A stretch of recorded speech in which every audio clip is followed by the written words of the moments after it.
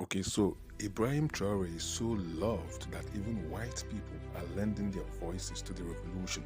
Now listen to this short compilation of white people telling you who Ibrahim Traore is and what's going on in Burkina Faso. This is Ibrahim Traore. If you don't know who he is, you should.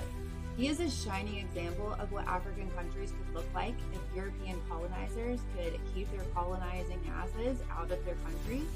And yes, I do realize that I am a European descendant person talking about this, but I am specifically here to educate other white people so that way you guys know what's being done to disenfranchise places like Burkina Faso. Hey lovely people, I really don't know much about Burkina Faso or Captain Ibrahim Traore, but what I do know for an absolute fact is that if the United States military and politicians and the European military and politicians are saying that you're a bad guy that needs to be deposed in Africa, then you're doing something right, and I stand with you. Viva Captain Traore and viva Burkina Faso. He's going to die.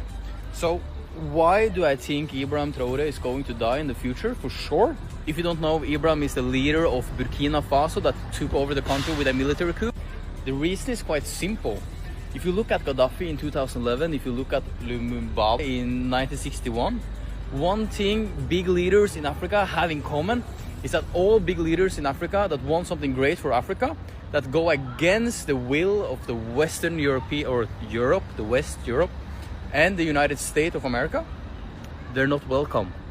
Burkina Faso's revolutionary government in Africa has officially said no more to the foreign imperialists who are stealing our gold. Captain Ibrahim Traore, the youngest leader in Africa, has officially withdrawn the mining permits for all foreign companies that were stealing the gold of Burkina Faso. And he put out a statement. He said, "We know how to mine our gold in Burkina Faso, and I don't understand why we are going to let multinationals come in and mine it." Maybe that's why they've tried to unalive him 16 times. In addition to this great news, Captain Ibrahim Traore placed those mines, 2 of them, under full state control, which means that the people of Burkina Faso will be benefiting from all the revenue generated by those gold mines, not some wealthy investors living in France or the United States. This is the path to true liberation for Africa, and this is definitely what the imperialists in the West fear the most. Why are the Americans threatening Burkina Faso? Why is Trump going to back for the French and going after this guy? Why is the head of the U.S. AFRICOM, the Africa Command, talking about the need to secure Burkina Faso's resources? Because this guy is the boogeyman to European imperialism. He's a young black African Muslim Marxist who is digging out the French deep state in Africa. Most of the wealth of France is still stolen from Africa, and Traore is ending that system. Now, while Trump probably does not have any direct financial interest in the French Empire, there's what they always called the threat of a good example. The reason they tried to kill Fidel Castro so many times and blockaded Cuba was not just because of the loss of the banana fields and sugarcane fields. It was that if driving imperialism out of a country improves the standard of living in that country, then there's the threat of a good example of other countries replicating. So any country that dared to defy imperialism had to be severely punished. And what Brother Ibrahim has been doing and the Alliance of Sahel States have been doing has been improving the standard of living in their countries by using those resources for those countries, and that is a threat to imperialism worldwide. There's been something like 20 or 21 coup attempts or assassination attempts on him so far, and they're not going to stop. This guy is perhaps the single greatest threat to the imperialist world order right now. Captain Ibrahim Traore of Burkina Faso, he's been in the news again recently. Now, to explain this, I'm going to have to give you a little bit of a crash course in Burkina Faso history. So he took power of Burkina Faso in 2022 in what the Western media call a military coup, but what many Africans and many people in Burkina Faso call a revolution.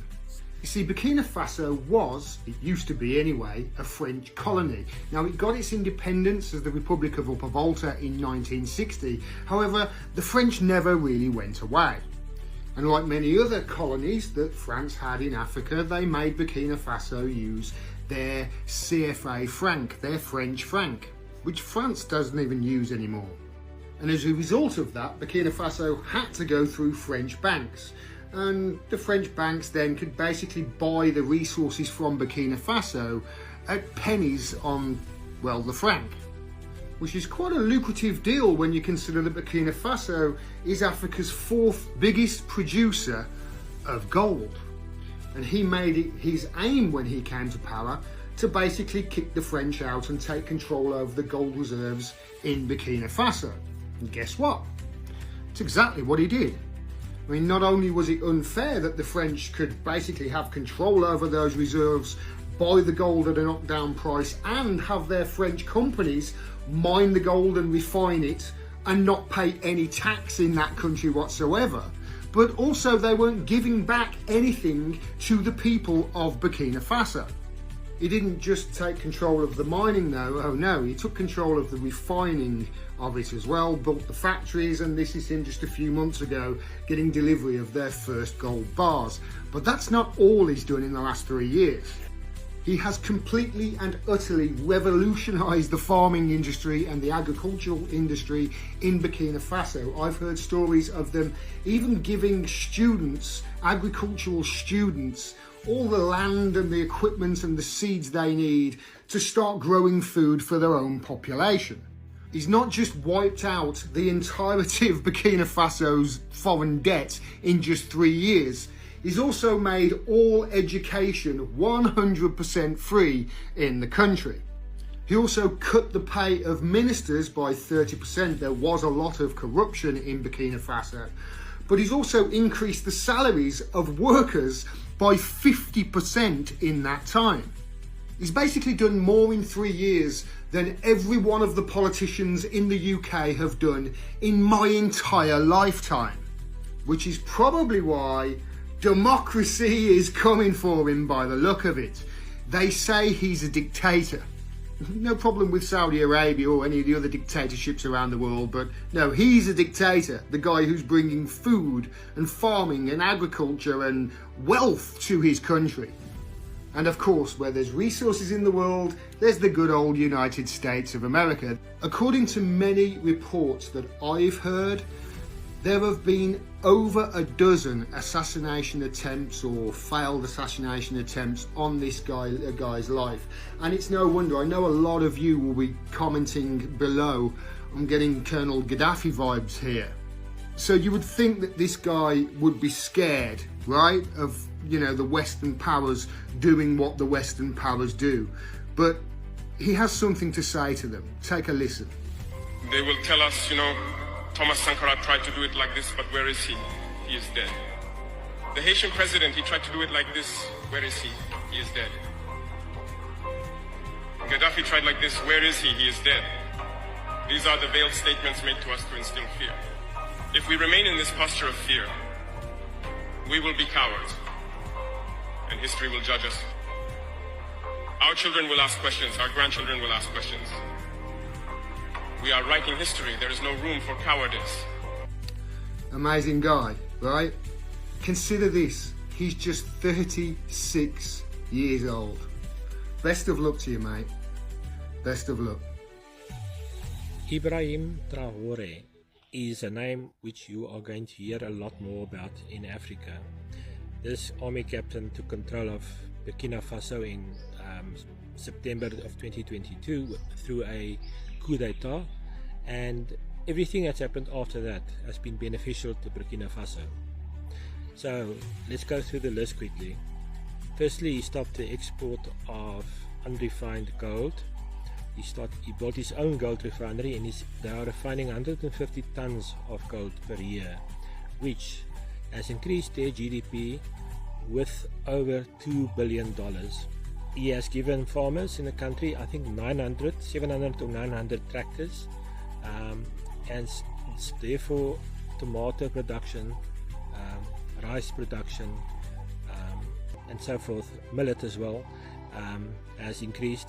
He always wears military uniform, even with the gloves, and he's got a sidearm, and I can tell you, I'm sure he knows how to use that. So it's not just for show, it's to protect himself, and for good reason. Since he's come to power, at least 16 to 20 assassination attempts have been attempted against him. None of them successful, thankfully. he has also started to better the infrastructure of the country, resurfacing roads, creating a brand new airport. The list just goes on and on and on. Ibrahim Traore is a symbol of light, and the naysayers, which would probably be people with Western orientations, will tell you that it's gotten through a coup and it is an authoritarian government. If you are a fan or not a fan, you should always be a fan of a good person, and that is the reason why I just spoke about Ibrahim Traore.